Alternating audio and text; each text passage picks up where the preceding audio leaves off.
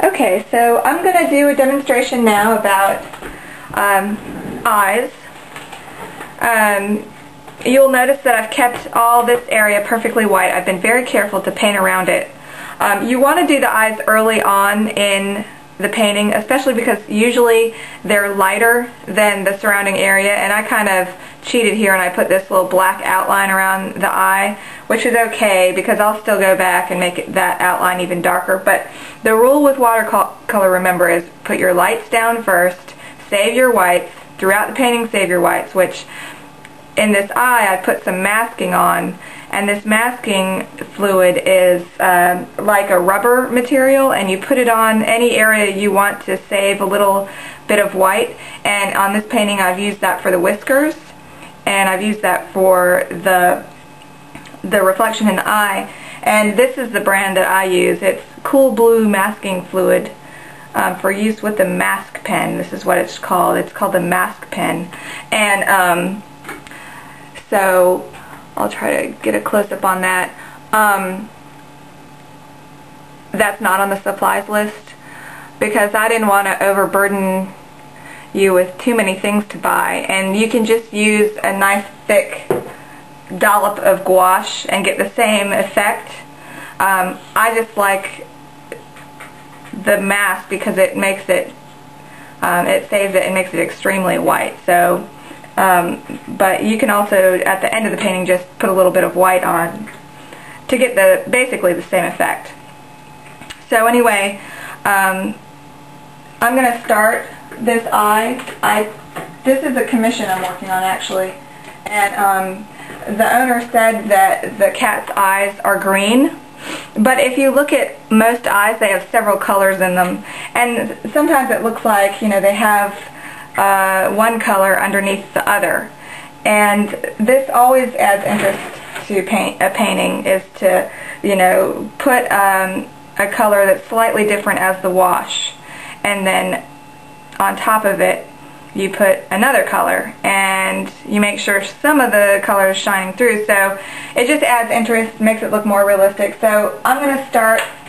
This cat has green eyes, so when a cat has green eyes, I almost always put down a wash of yellow first, and if it overlaps that black that I've already got down, it's okay. And I just left a little bit of whites here and there just to add freshness, and if I decide I want to paint over those later, I can, but it's good to leave some white areas. Even though I've got that mask on, mask often makes really hard edges and it just doesn't look as good, so it's good to have a little bit of white highlights both from the mask and from just painting around it. Now, while it's wet, this is a big trick, is I'm going to drop in some cream consistency green, because it'll blend nicely while it's all still wet. It won't leave hard edges, and will leave an interesting pattern. Usually in the middle of the cat's eyes, that's where the pigment is darkest. So I'm concentrating my paint in the middle of these eyes, and then it kind of feathers out on its own because the paper is still wet from that first wash of yellow I put down, and it just bleeds out nicely into the yellow. And so,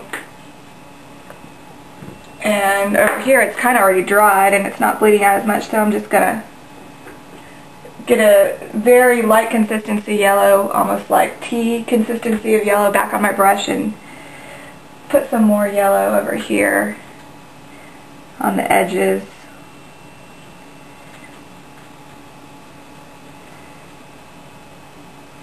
Okay.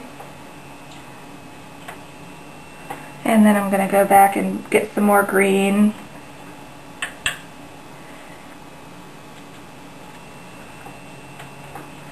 Get a lot of green. Okay. And then that's our first wash for the eyes. They're like tiny little paintings in and of themselves because they don't blend in with the surrounding animal. Usually they don't. So I'm just going to dry it with the hairdryer.